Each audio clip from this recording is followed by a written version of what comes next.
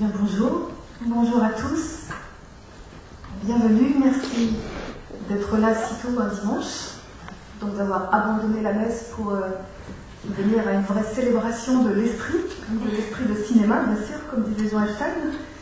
Donc nous sommes ici pour écouter la masterclass de Régis Ebro, qui a intitulé « Réaliser un film Tarahumara 2 avec Raymond Carrasco ».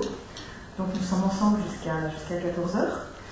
Je vous présente les intervenants de cette masterclass, donc réunis autour du travail de Raymond et Régis. Donc, à côté de moi, donc, Katrina Pasqualino, qui est chercheure et cinéaste. Donc, elle est chargée de recherche au CNRS, enseignante aussi à l'EHESS. Elle a par exemple donné un cours sur la performance filmée. Elle est l'auteure d'un doctorat en ethnologie qui s'intitulait « Dire le chant, les gitans flamenco d'Andalousie ». Et elle a conduit un projet de 3 ans sur les Roms européens. Ceci pour vous situer son champ d'expertise. Elle a publié de nombreux articles sur les gitans et elle vient de co-diriger un livre avec Arne Schneider, apparaître aux éditions Bloomsbury en anglais. Donc je traduis, dont le titre est « Cinéma expérimental et anthropologie ». Donc voilà, c'est exactement l'interlocutrice dont nous avions besoin.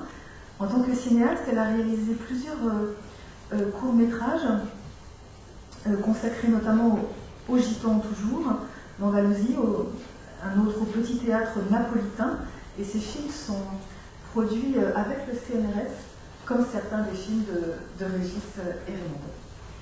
À côté de moi, Monique Perrière, donc, qui est enseignante-chercheur au centre Pierre Naville à l'université d'Evry-Val d'Essonne, chercheuse aussi associée au centre Edgar Morin.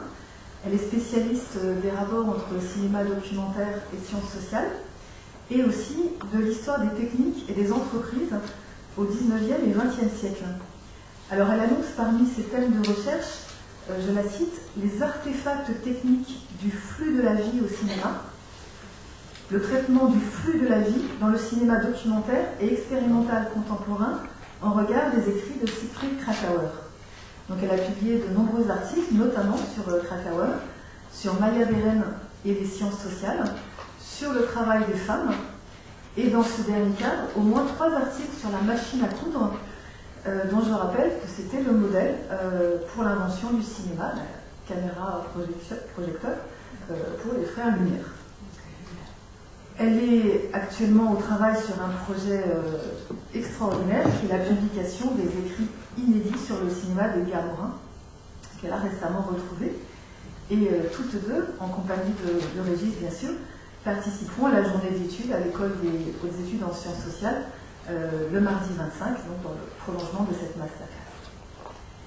Et puis bien sûr, nous sommes tous réunis autour de Régis Ebro, qui fut professeur en mathématiques et en informatique dans un lycée, c'est Berthelot, c'est ça?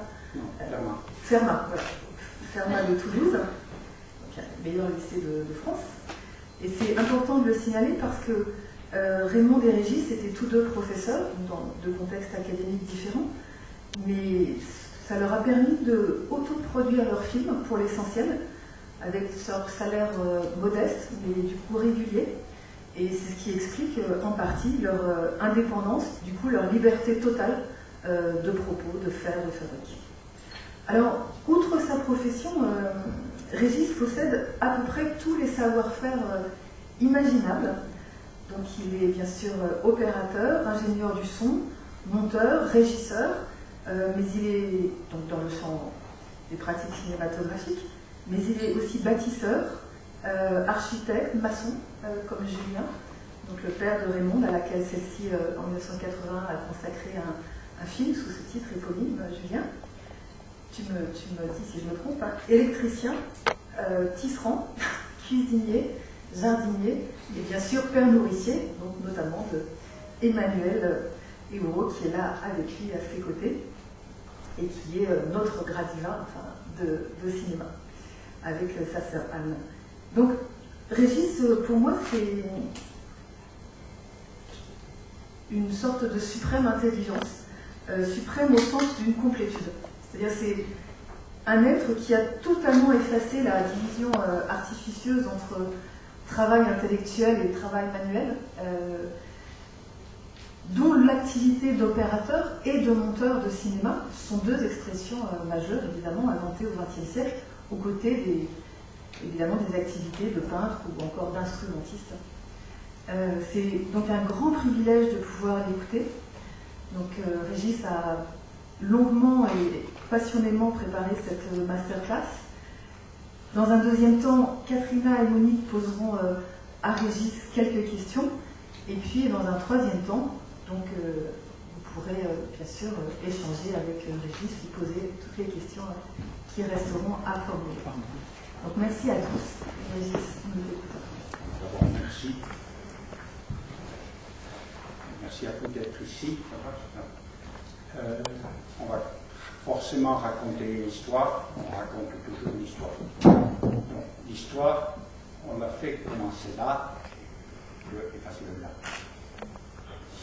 On commence dans les années 70, au début. Et Raymonde vient d'être nommée assistante de philosophie à l'université de Toulouse-le-Mirail, à Toulouse. Aussitôt, elle crée un groupe de recherche qu'elle appelle vaillamment la cinématographie. Ça marche puisque, un an plus tard, ce groupe produit Contribution à une théorie du cinéma, grand œuvre. Il n'y aura pas de grand œuvre. Mais il y a des titres savoureux, par exemple, ce matin j'ai vu.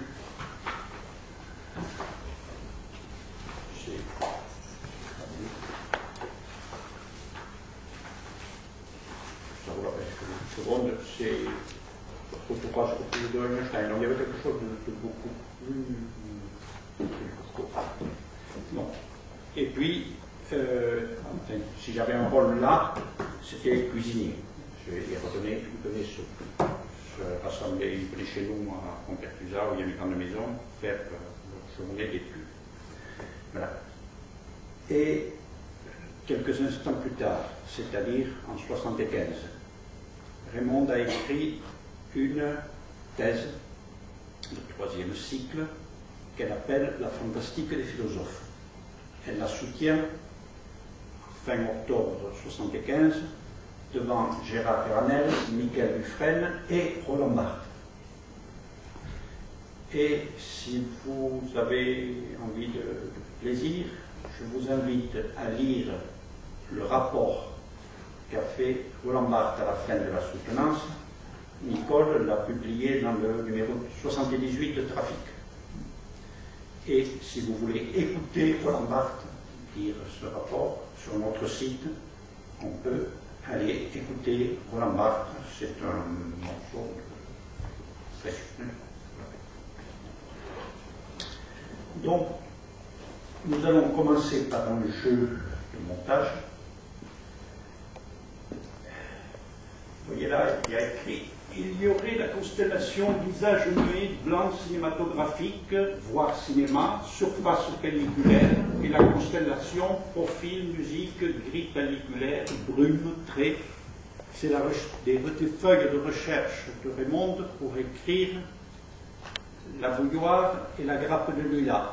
Ça fait référence à Einstein et un texte qu'il avait publié à ce moment-là qui s'appelle La bouilloire et la grappe de lilas en gros plan. Nous allons vous faire un montage lecture avec Emmanuel. C'est la bouilloire qui a commencé. Ainsi, Dickens a commencé son grillon du foyer. C'est la bouilloire qui a commencé. Quoi de plus éloigné de la cinématographie, semble-t-il? Des trains, des cow-boys, des poursuites, et tout à coup, le grillon du foyer. C'est la bouilloire qui a commencé. Une branche de lilas, blanc, à grosses fleurs doubles, baignant dans un aveuglant rayon de soleil. Parmi le vert éclatant des feuilles,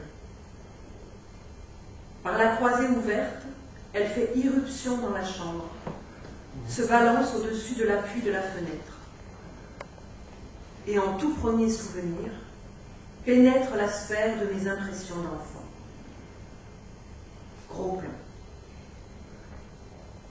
Le gros plan d'une grappe de lilas blanc se balançait au-dessus de mon berceau en toute première impression d'enfance. En fait, ce n'est plus un berceau, c'est un petit lit blanc avec 4 boules nickelées sur les montants et un filet blanc tendu entre eux pour m'empêcher de tomber. J'ai passé l'âge du berceau. Je dois bien avoir 3 ou 4 ans. Nous sommes en vacances avec mes parents au bord de la mer, près de Riga, sur l'actuelle plage de Majori, qui en ce temps-là s'appelait Majorenhof. Une branche de lilas blanc, découpée par un rayon de soleil oblique, entre par la fenêtre. Se balance au-dessus de moi, ma première impression consciente, un gros plan. Par la suite, durant de longues années, elle devait se replonger dans le sommeil sous une branche toute semblable. Ainsi, sous la branche de lilas, s'éveillait la conscience. Seulement, la branche n'était plus vivante, mais dessinée, à moitié peinte, à moitié brodée de soie et de fil d'or. Et elle se trouvait sur un paravent japonais à 3 panneaux. Durant de longues années, je me suis endormie en contemplant cette branche. Je ne me souviens pas du moment où elle a été placée à la tête de mon lit. Je crois bien qu'elle s'y trouvait depuis toujours. La branche était touffue, recourbée, avec des oiseaux perchés dessus. C'est la bouilloire qui a commencé. C'est la bouilloire ou la grappe de lilas. Commencer quoi?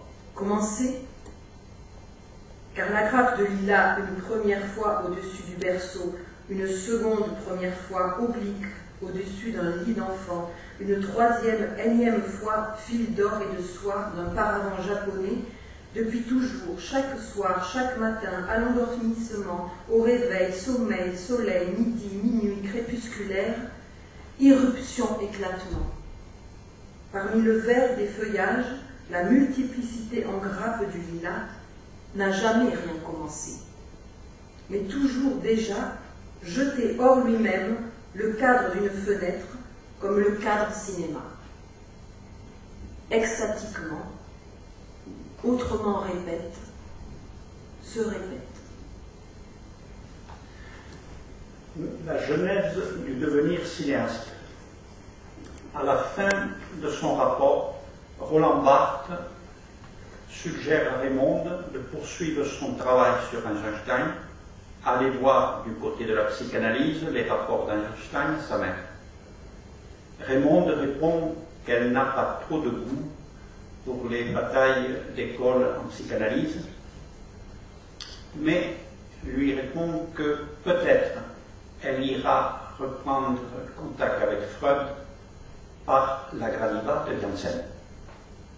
Et cela génère, l'année suivante, les feuilles de montage pour une Gradiva cinématographique.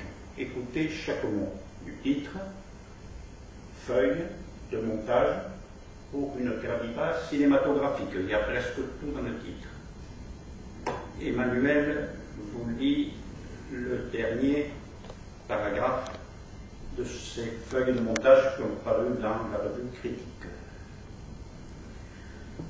Ces feuilles de montage ne présentent donc elles-mêmes qu'une esquisse, à peine ébauchée, pour une Gradiva cinématographique, comme s'il fallait voir autrement, cinétiquement, ciné-œil, vu à l'improviste, en gros plan accéléré, ralenti, écouté enfin, intervalle, le suspens même de la démarche de celle qui s'avance. Comme si Freud, photographe de famille, avait mis au pas, Gradiva, cette cadence inouïe et figée, fixée, arrêtée de mal mort, l'envol de Gradiva. Pour cela, pas besoin de critique, de discours, de retour à, ni de reprise de l'interprétation freudienne. Laisser aller Gradiva de la fermeté même de son pas, fuir la boîte noire de l'analyse, l'appareil à découper le bloc du rêve, à dissocier conscient-inconscient les états crépusculaires, à ne lire en bref de la fantaisie pompéienne que le fantasme retour-reproduction d'un souvenir d'enfance déjà là. Abandonner Freud à son jeu du papa, zoologiste s'essayant à prendre au collet d'un brin d'herbe cela même qui fuit, d'un effet très réel sous ce pas fantastique. C'était à nouveau une figure de rêve en plein midi qui se mouvait devant lui. Et pourtant c'était une réalité. On le vit par l'effet qu'elle fit en s'approchant de la dernière dalle sur laquelle était étendu, dans la chaude lumière du soleil, un grand lézard dont le corps d'or et de malachite resplendissait distinctement aux yeux de Norbert Arnold. Quand les pas de Gradiva s'approchèrent de l'animal, il se précipita d'un seul coup en bas de la pierre et s'enfuit d'un mouvement onduleux et souple parmi les pavés étincelants de la rue. Le passage à l'acte. Raymond le formule en termes de saut. Saut de la théorie du montage à la pratique filmique, saut de l'écriture dans l'image. Raymond présente ses feuilles de montage à Thierry Garel, à l'INA, et obtient le financement d'un premier court-métrage avec la perspective de réaliser un film de long-métrage dont Raymond a écrit le scénario. À Pâques 77, nous allons à Pompéi avec nos deux filles, une caméra Super 8, reconnaître des lieux et ce que nous pourrions faire pour le court-métrage. Nous ramenons des images Super 8 que nous montons en 2 montages de 7 et 12 minutes à la visionneuse Super 8 au nage. Je vous propose de voir le montage de 7 minutes où, ceux qui ont vu Gradiva, vous verrez sans doute qu'il y avait déjà l'idée du film.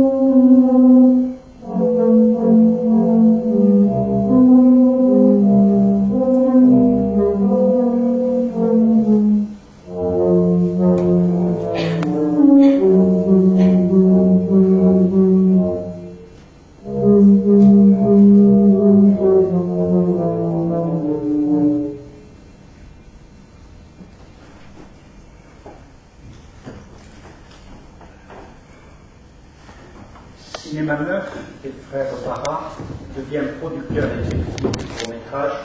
L'opérateur Bruno Nuiten voit ces deux montages en est assez convaincu pour chercher une caméra 16 mm capable de tourner à 500 images secondes.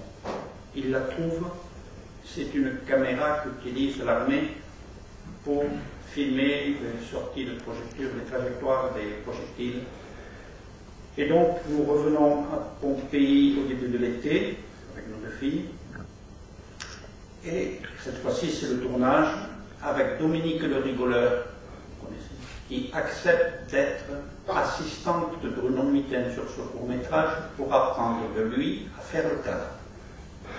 L'autre assistant est Christian Wagman, qui deviendra très rapidement lui-même chef opérateur.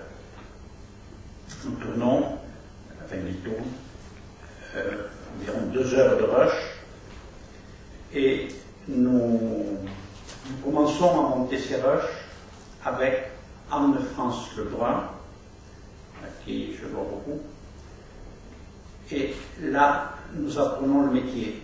Ça veut dire, pour moi, apprendre qu'est-ce que ça veut dire faire la lumière, qu'est-ce que ça veut dire faire le cadre, qu'est-ce que ça veut dire ne pas se précipiter, savoir ce qu'on veut, qu'est-ce qu'on veut tourner, comment on veut le tourner. On apprend, si on veut s'approcher, j'apprends de Bruno Nuiten des choses très simples. Ça veut dire si on veut filmer de près, on s'approche, on ne zoome pas d'abord, on s'approche. Si on ne peut pas s'approcher, on fait autre chose. On prend des dispositions pour choisir un point de vue, pour choisir une focale, pour choisir un cadre, ça reste, ces leçons resteront pour moi toujours. De même pour le montage avec Anne-France Lebrun, j'apprends comment on monte de l'Atlantique, comment on s'y prend. Je suis assistant, donc comment on accroche des plans, comment on les identifie, comment on s'y prend. C'est l'apprentissage du métier. Et ça va nous servir, je peux dire, toute notre vie ensuite, d'avoir appris là les gestes essentiels de la fabrication d'un film, y compris de l'étalonnage pour Raymond. Je n'ai jamais étalonné des films, moi. Diriger l'étalonnage d'un film, toujours Raymond, sauf qu'elle l'a dû faire avec Nuiten chez Claire, et que ça donne des leçons. Paul Mifano, que nous connaissions de notre vie étudiante, qui venait de créer l'orchestre de E2M qu'il dirigeait, accepte de composer la musique pour le court-métrage. Vous venez d'entendre une pièce de Mifano. Lors du mixage, les affaires sont un peu tendues. Paul Mifano est là, moi, effectivement, et il est très étonné parce que Gradiva commence par des silences. Il a prévu les 25 minutes du film. Et il s'aperçoit que Raymond et Anne-France Lebrun ont introduit les silences et n'ont pris que 3 des 4 pièces qu'il a composées. De même, elle n'est pas là, Irène Jarski, qui nous a modulé des phrases sur tout ce qu'elle pouvait faire, sur la phrase Gradiva, Gradiva, elle s'avance en beauté comme la nuit, elle n'ira plus vagabonder au clair de lune, Gradiva, Gradiva. Il n'est retenu de toutes ces recherches vocales que 2 souffles expirés. Bon. J'avais prévu ici de vous montrer 2 extraits de ces rushs, mais je crains que cela dure trop longtemps. Qu'en pensent mes conseillères Qu'en pense l'audience? On aurait envie de les voir. Oui, voilà. Alors, donc vous avez vu là, c'est pas la peine de repasser la recherche sur les rues. On va vous montrer 2 plans. 2 plans séquences. Accrochez-vous. Il y en a un qui fait 3 minutes et l'autre 6 minutes. On les a appelés, ils sont restés sur une bobine qui s'appelait ballet, des ballets de la chorégraphie. Donc ce sont des recherches sur la dualité Gradiva. Raymond ne voyait pas une Gradiva, mais 2, l'enfant et la jeune fille. Et donc, dans ces ballets, il y a la jeune fille et l'enfant, et il a été tourné 4 de ces plans séquences à 500 images secondes. Je vous ai mis, je sélectionné le premier, musique de Mifano, le second, voix d'Irène Jarski, rien que pour Irène Jarski, je crois que ça vaut la peine. Donc, allez, la piste 3.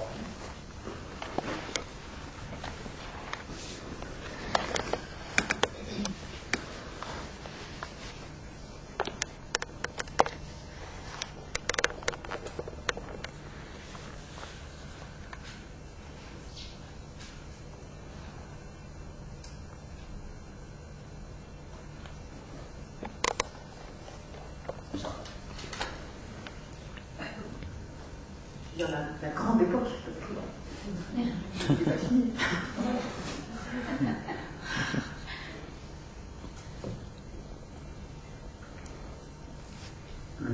La piste 3, je compris.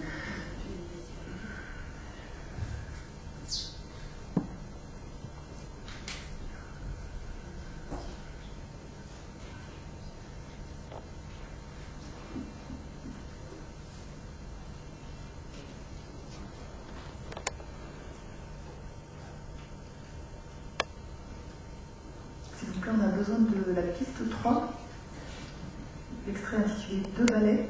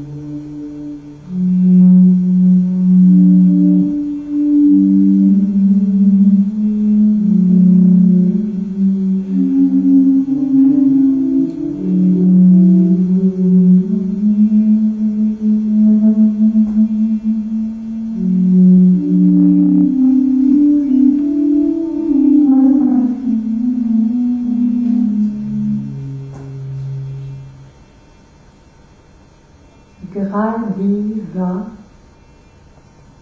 gradiva, gradiva, gradiva, gradiva, gradiva, gradiva,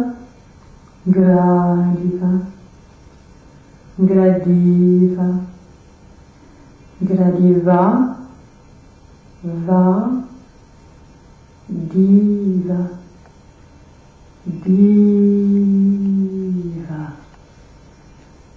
diva, gradi, va,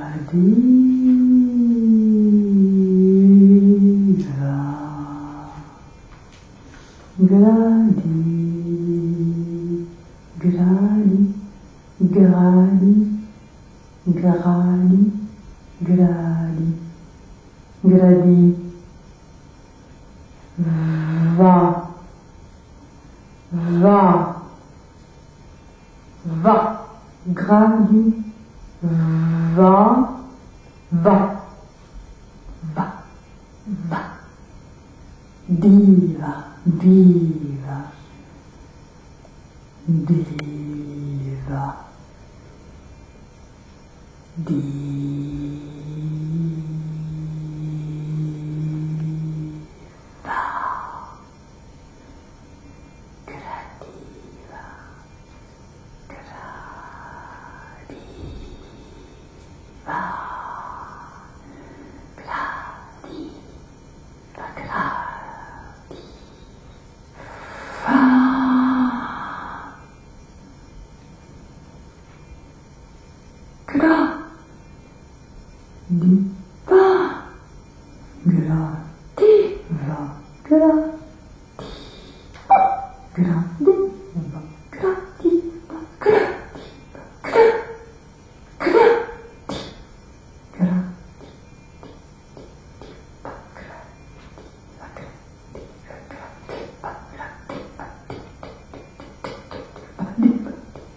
diva, diva, diva, va, gradiva, gradiva, gradiva,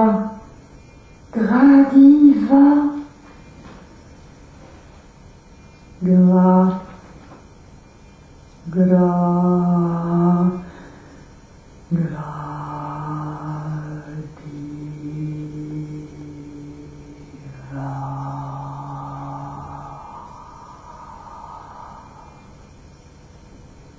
Gradiva, elle s'avance.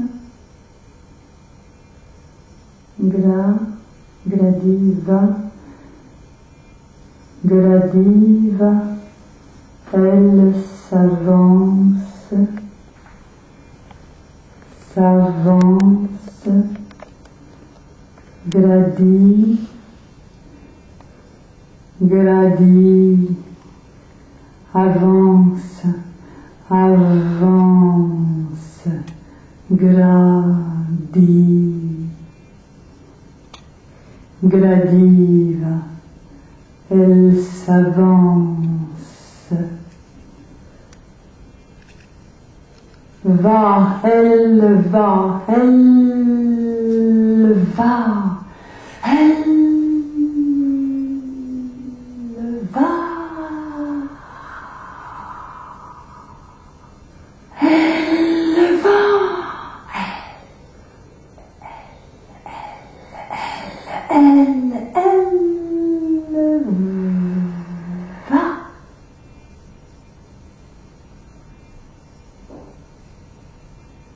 Gradiva, gradiva, gradiva, gradiva, gradiva, gradiva, gradiva.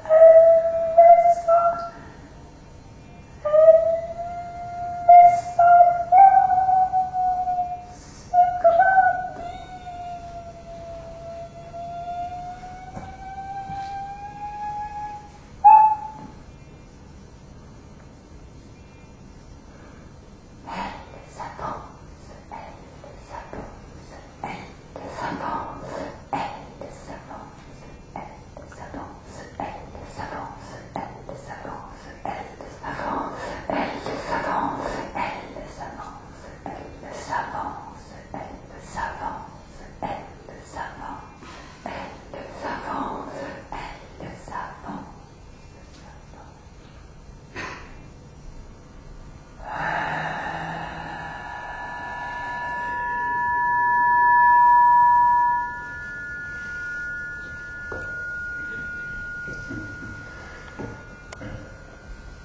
vous remercie de votre attention.